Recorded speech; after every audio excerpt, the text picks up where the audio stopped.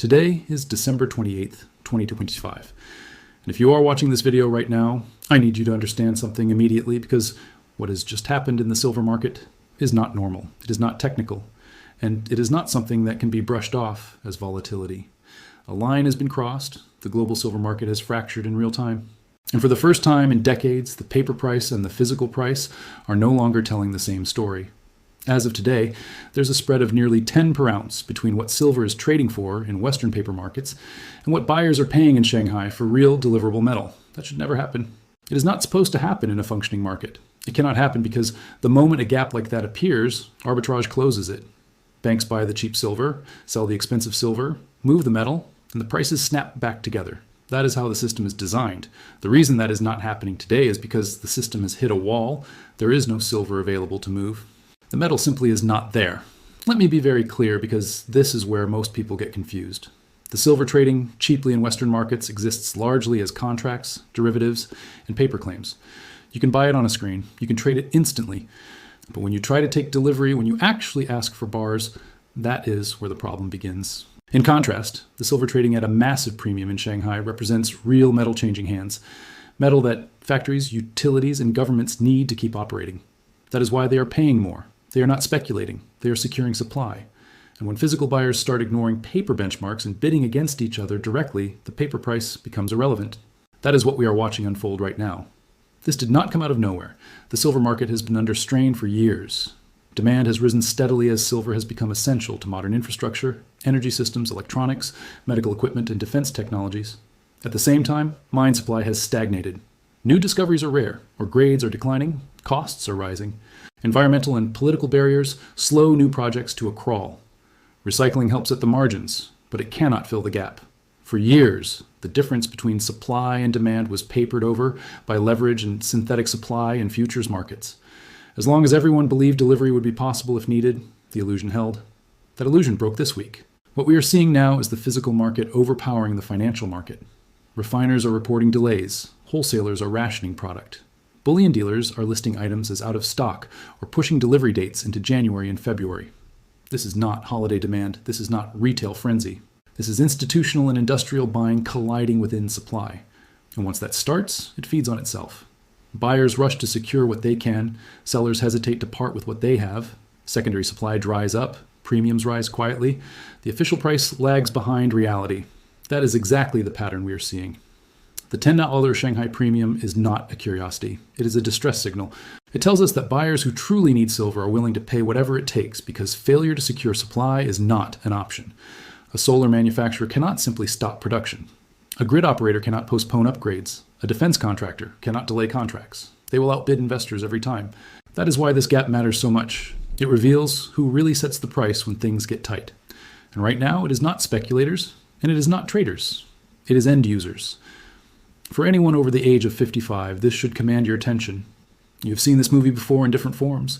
In periods of stress, paper assets behave very differently from physical assets. Promises are rewritten. Rules change. Settlement shifts from delivery to cash. Prices quoted on screens no longer reflect what is available in the real world. This is not fear-mongering. It is historical fact. When the system is under pressure, it protects itself first. That means exchanges, banks, and intermediaries prioritize stability over individual claims. If you think that cannot happen again, you're forgetting history. Right now, the silver market is sending the clearest warning signal it can send without outright halting. Physical premiums have broken away from paper pricing. That does not happen in a healthy market. It happens when trust erodes. Trust that contracts will be honored, trust that delivery can be made, trust that inventory exists where it is supposed to exist. Once that trust wavers, behavior changes fast. Holders stop selling. Buyers stop waiting. Everyone acts sooner than planned. That is how shortages accelerate. What makes this moment even more dangerous is timing. This is happening at year-end during a period of thin liquidity when many desks are lightly staffed and inventories are already optimized for efficiency rather than resilience. There's no slack in the system, no warehouse full of surplus bars waiting to flood the market. When stress appears under these conditions, price moves are amplified. The $10 gap we see now is likely not the end state, it is the opening move. Some will say that prices will normalize once the holidays pass.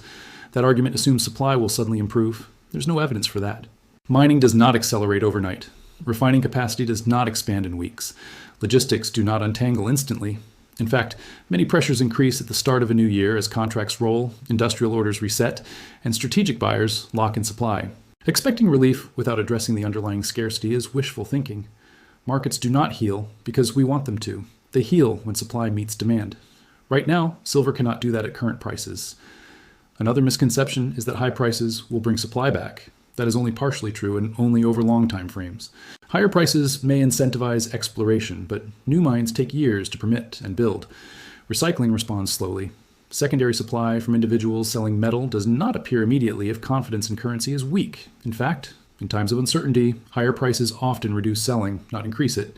People hold on to tangible assets when they feel financial systems are unstable. That behavior is already visible. Dealers are reporting less metal coming back onto the market even as prices rise. That is a red flag. The reality is that the silver market has been stretched thin by modern demands while being priced as if it were abundant. That mismatch cannot persist indefinitely. The Shanghai premium is proof that reality is asserting itself. Whether Western paper prices adjust gradually or violently is an open question, but adjustment is unavoidable. Paper markets do not dictate physical availability. Physical availability dictates ultimate price. At moments like this, many people focus on what to do when the first step is understanding what is happening. Silver is not spiking because of excitement. It is repricing because of necessity. That difference matters. Excitement fades. Necessity does not. Industries that need silver will keep buying regardless of price within reason because the alternative is shutdown. That puts a floor under demand that paper selling cannot easily break. The danger for paper markets is that they rely on continuous participation and confidence. If enough participants begin to doubt delivery, liquidity can vanish quickly. Spreads widen, volatility increases, rule changes appear. These are not signs of manipulation. They are signs of stress, the system tightening its grip to prevent disorder. When that happens, those holding paper claims discover their flexibility was an illusion. The metal goes where it is valued most. That is not always where the screens are brightest. This is why the current situation should not be dismissed. The $10 gap is enormous in silver terms. It is screaming that the market's internal checks and balances are no longer working smoothly. That does not resolve quietly. Either physical supply improves dramatically, or prices move to levels that suppress demand and entice supply. Historically, the latter happens first. If you are waiting for confirmation from mainstream sources, you will be late. They react after markets move, not before. The physical market is already voting with its dollars, and it is not voting for the paper price. That is the breakout moment. That is the signal. And once a market crosses that line, pretending nothing has changed becomes the riskiest posture of all. We are only at the beginning of the story. The forces driving this divergence are structural, not emotional. They will not disappear because people feel calmer or because analysts issue reassurances. They resolve only through price and time. Understanding that is critical because it reframes what you're watching. This is not a chart pattern. It is a supply event. And supply events rewrite narratives whether anyone is comfortable with it or not. The silver market is telling us loudly and clearly that the old assumptions no longer apply. Ignoring that message would be a mistake.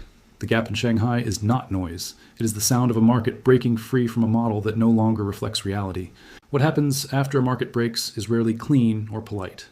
And silver is now entering that phase where consequences begin to surface beyond price charts. Once physical buyers start overwriting paper benchmarks, the futures market becomes reactive instead of authoritative. That is a dangerous shift because futures markets are designed to manage expectations, not scarcity. When scarcity takes control, the entire structure begins to strain. This is why we are seeing unusual behavior not just in pricing, but in availability, delivery terms, and confidence. Refiners are becoming cautious about commitments. Dealers are managing inventory defensively. Large buyers are bypassing exchanges and negotiating directly for supply. These are not isolated choices. They are rational responses to a system that is no longer predictable. And unpredictability is kryptonite to financial markets. The most important thing to understand is that this is not being driven by retail investors or online speculation. This is not a social media phenomenon. The volumes involved, the consistency of the premium, and the persistence of the gap all point to institutional and industrial demand. Those participants move quietly and decisively. They do not announce purchases. They simply pay up and remove supply from circulation. When that happens, the paper price can stay artificially low for a time, but only because it is disconnected from what is actually happening on the ground. Eventually, that disconnect snaps. As stress builds, secondary indicators begin to flash warnings. Lease rates rise, backwardation appears, inventory reports stop declining slowly and start dropping sharply. None of this shows up clearly in a single headline, but taken together, it paints a picture of a market under siege. Silver is particularly vulnerable to these dynamics because above-ground inventories are far smaller than many assume. Unlike gold, which is hoarded and stockpiled extensively, silver is consumed. It disappears into products and infrastructure. Once embedded, it is difficult and uneconomical to recover. This means that the cushion people imagine simply does not exist in practice. When demand surges or supply falters, there's very little slack. For those who believe that financial engineering will smooth things over, it is worth remembering how quickly confidence evaporates once delivery is questioned. Contracts are only as strong as the faith that they can be fulfilled. If too many participants ask for metal at the same time, the system is forced to choose between honoring some claims and protecting itself. History shows that institutions choose survival. That often means cash settlement, rule changes, or outright suspension. None of those outcomes favor the holder of paper promises. They favor the stability of the institution. This is why the current divergence carries implications beyond silver itself. It reveals how fragile price discovery can be when leverage substitutes for inventory. Many markets today operate on the assumption that, just in time, supply chains and financial hedging can handle any shock. That assumption is being tested across commodities, not just silver. Energy, food, and strategic materials all face similar pressures. Silver is simply one of the first to show it clearly because its industrial necessity collides with years of suppressed pricing. As the situation unfolds, expect volatility, not just upward, but sideways and downward as well.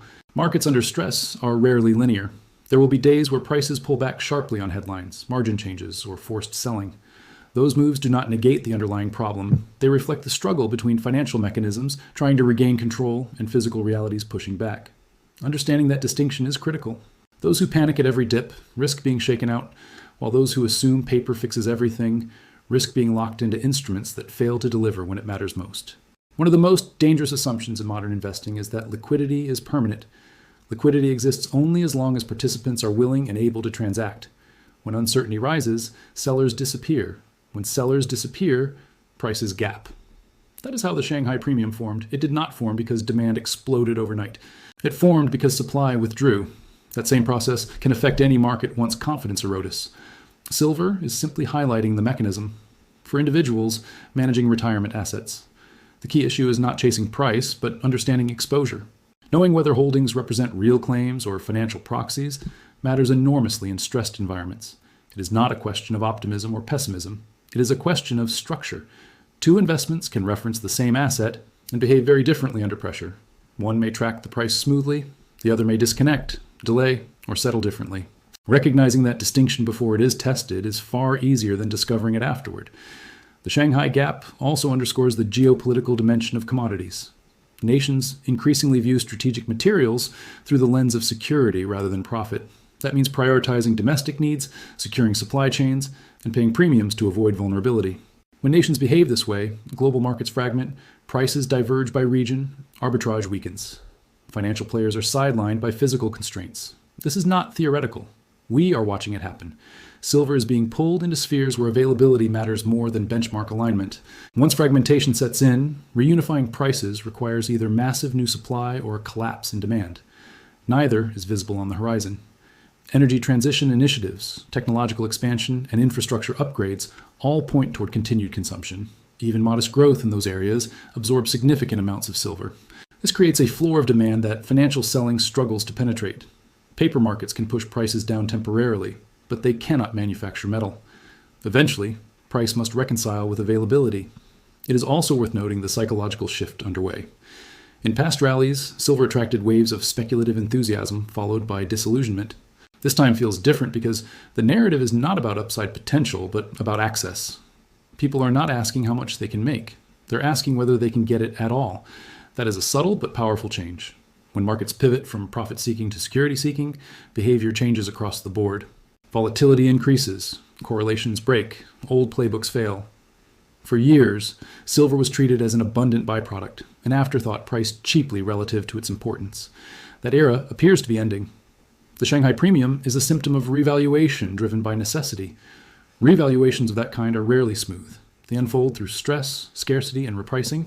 Those processes reward patience and preparation, not speed. They punish leverage and complacency. None of this suggests that decisions must be made hastily. In fact, haste is often the enemy, but awareness is essential. Understanding that the market has entered a different regime changes how information is interpreted. Headlines that once seemed dramatic may be noise, while quiet supply developments carry far greater weight. Watching where metal flows, who pays premiums, and how availability evolves tells a clearer story than any forecast. As the weeks progress, expect more signs of strain. Delivery terms will become more restrictive. Minimum order sizes may rise. Premiums may become opaque. Prices quoted online may come with disclaimers or delays. These are not failures, but adaptations. The system adjusting to scarcity rather than abundance. Those adaptations are signals in themselves. They mark the transition from a paper-dominated market to a constrained physical one. The breakout we are witnessing is not about price discovery alone. It is about trust discovery.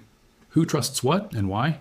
Physical buyers trust their need and their resources. Paper markets trust models and liquidity. When those trusts clash, reality asserts itself. Silver is reminding the world that essential materials obey physical laws before financial ones. The prudent response to moments like this is not panic, but reassessment. Reviewing assumptions, understanding structures, and acknowledging that change is underway allows for measured decisions. Pretending nothing has changed because the screen price has not yet reacted fully is the more dangerous path. By the time price catches up visibly, options often narrow. The $10 Shanghai gap is the clearest signal we have that the silver market has entered a new phase. It does not guarantee an outcome, but it eliminates complacency. It tells us that supply and demand are no longer comfortably balanced, and that financial representations are struggling to keep pace with reality. That alone makes this moment significant. As history shows, markets eventually find equilibrium, but they do so through adjustment, not denial. Silver will be no exception. The path may be volatile and uneven, but the direction is guided by necessity. Understanding that necessity and respecting it is the foundation of navigating what comes next. This is not the end of the story. It is the beginning of a repricing process that will test assumptions and reward clarity. Those who understand what silver is signaling today will be better prepared for how the broader system responds.